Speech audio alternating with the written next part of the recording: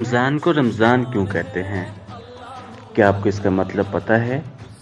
رمضان کا مطلب ہے جل جانا۔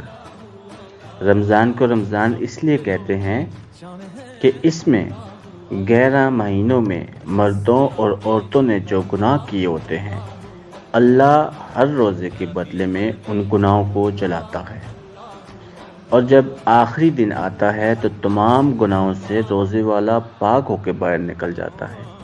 اس لیے اس مہینے کا نام رمضان رکھا گیا، یعنی کہ جل جانا۔